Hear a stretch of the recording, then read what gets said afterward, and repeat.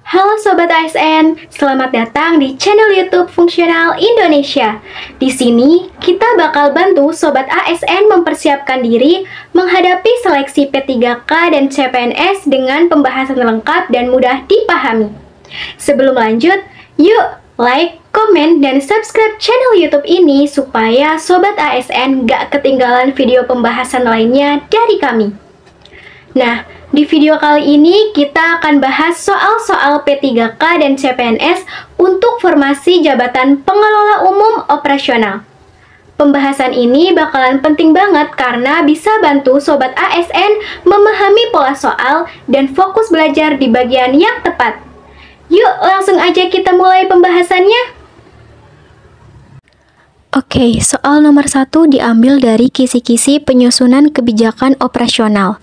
Dalam rangka meningkatkan efisiensi operasional, seorang pengelola umum operasional melakukan evaluasi terhadap penggunaan anggaran tahun berjalan. Ia menemukan bahwa beberapa kegiatan tidak berjalan sesuai jadwal, sementara kebutuhan mendesak lain belum teralokasi. Langkah strategis apa yang paling tepat dilakukan untuk memastikan alokasi sumber daya lebih efektif dan tetap sesuai regulasi?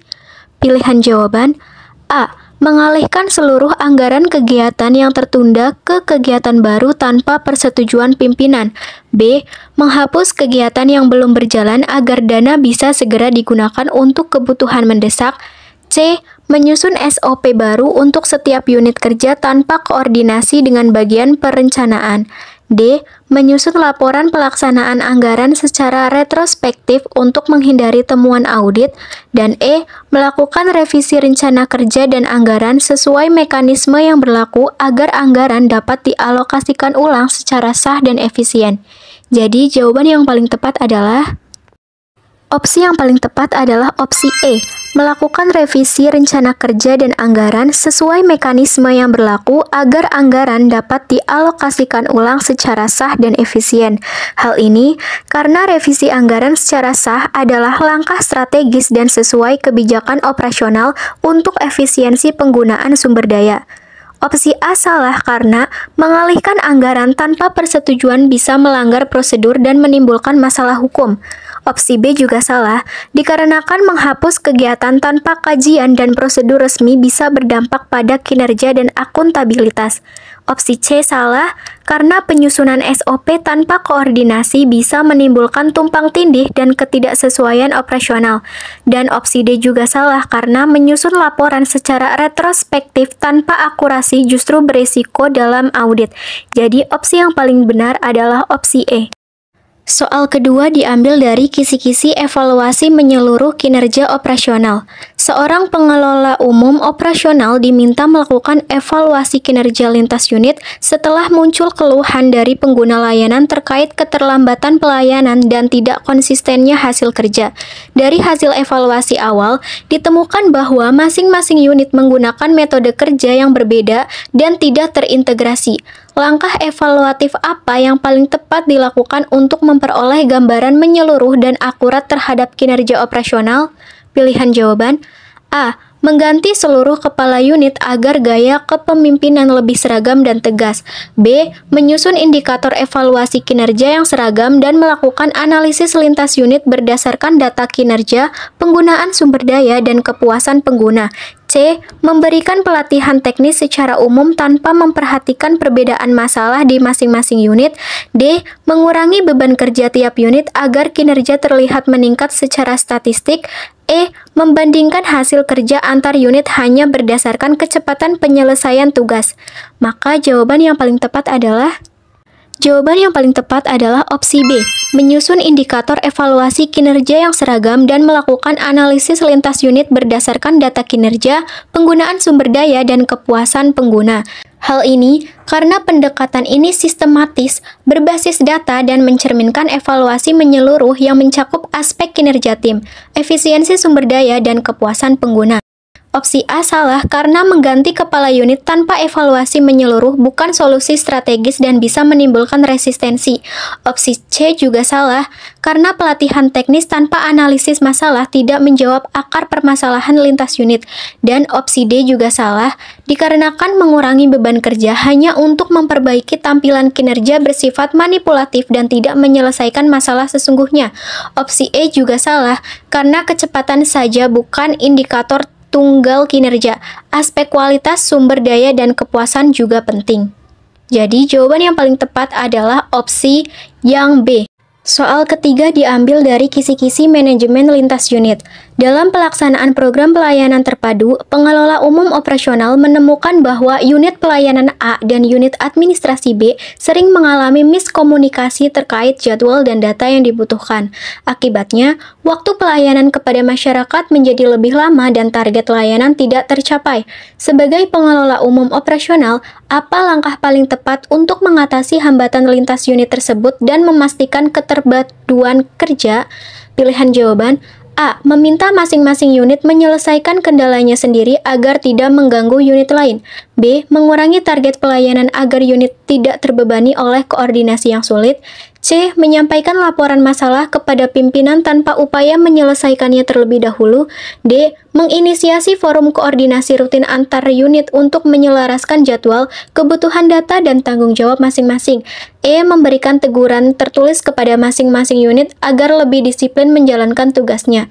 Maka jawaban yang paling tepat adalah opsi yang tepat adalah opsi D, menginisiasi forum koordinasi rutin antar unit untuk menyelaraskan jadwal, kebutuhan data, dan tanggung jawab masing-masing. Hal ini karena forum koordinasi merupakan solusi strategis untuk membangun keterpaduan, menyelaraskan peran antar unit, dan memastikan target tercapai.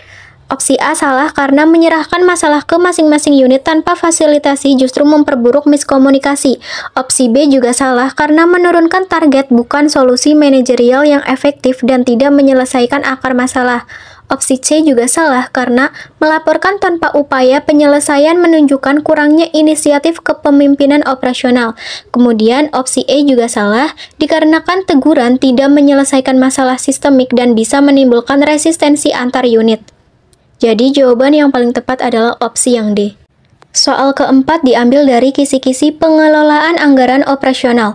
Seorang pengelola umum operasional mendapat tugas mengatur alokasi anggaran triwulan berikutnya. Setelah evaluasi, ia menemukan bahwa anggaran logistik habis lebih cepat dari perkiraan karena tidak adanya pencatatan kebutuhan rutin yang akurat. Dalam waktu terbatas, ia harus memastikan kelangsungan operasional sambil menyusun rencana anggaran yang lebih akurat ke depan. Apa langkah paling strategis dan tepat yang sebaiknya dilakukan? Pilihan jawaban A. Membuat daftar kebutuhan rutin berdasarkan data historis dan mengalokasikan anggaran logistik secara proporsional sambil memperbaiki sistem pencatatan. B. Mengurangi anggaran seluruh unit secara merata untuk menutup kebutuhan logistik yang mendesak. C. Menunda seluruh pembelian alat dan bahan hingga anggaran tahun depan tersedia. D. Mengajukan permintaan dana tambahan tanpa revisi rencana kerja dan kebutuhan aktual. E. Menyederhanakan laporan pengeluaran agar terlihat cukup meskipun anggaran telah melebihi batas. Opsi jawaban yang tepat adalah opsi A. Membuat daftar kebutuhan rutin berdasarkan data historis dan mengalokasikan anggaran logistik secara proporsional sambil memperbaiki sistem pencatatan. Hal ini karena langkah tersebut bersifat strategis dan sistematis, berbasis data, menjaga keberlanjutan operasional, dan memperbaiki akar masalah, seperti pencatatan kebutuhan. Opsi B salah karena pemotongan merata bisa berdampak negatif pada unit yang sebenarnya masih efisien. Opsi C juga salah karena menunda pembelian berisiko mengganggu operasional yang sedang berjalan. Opsi D juga salah dikarenakan permintaan dana tanpa dasar rencana dan data aktual tidak sesuai dengan prinsip tata kelola anggaran. Opsi E juga salah dikarenakan menyederhanakan laporan untuk menutupi kekurangan merupakan tindakan tidak etis dan bisa berdampak hukum. Jadi, opsi yang paling tepat adalah opsi A. Soal terakhir yaitu soal kelima diambil dari kisi-kisi strategi pengembangan layanan. Dalam beberapa tahun terakhir, unit operasional sebuah instansi mengalami peningkatan beban kerja akibat tuntutan pelayanan yang lebih cepat dan transparan. Namun, sistem manual yang masih digunakan menyebabkan keterlambatan dan duplikasi pekerjaan. Kepala unit meminta Anda sebagai pengelola umum operasional untuk menyusun strategi jangka panjang yang mampu meningkatkan kualitas layanan operasional secara signifikan. Langkah strategis jangka panjang yang paling tepat adalah pilihan jawaban A. Menambah jumlah staf di setiap subunit agar pekerjaan bisa terbagi lebih merata. B. Menyusun laporan evaluasi tahunan sebagai dasar perbaikan layanan secara bertahap. C. Mengembangkan layanan berbasis teknologi digital serta membentuk tim khusus untuk transformasi operasional. D. Melatih seluruh pegawai dalam pengelolaan arsip manual agar lebih teratur dan efisien. Dan E. Menetapkan target harian pada seluruh unit sebagai upaya percepatan layanan operasional. Maka opsi jawaban yang paling tepat adalah opsi C, mengembangkan layanan berbasis teknologi digital serta membentuk tim khusus untuk transformasi operasional. Hal ini karena pendekatan strategis melalui adopsi teknologi dan pembentukan tim khusus menjawab kebutuhan organisasi secara menyeluruh dan berorientasi masa depan. Opsi A salah karena penambahan staf bisa membantu sementara tetapi bukan solusi jangka panjang terhadap masalah sistemik. Opsi B juga salah karena evaluasi penting tetapi belum merupakan strategi konkret untuk pengembangan jangka panjang. Opsi D juga salah karena pelatihan arsip manual tetap mempertahankan sistem lama yang sudah terbukti tidak efisien. Dan opsi terakhir juga salah karena penetapan target harian fokus pada output bukan solusi terhadap masalah struktural layanan. Jadi opsi yang paling tepat adalah opsi yang C.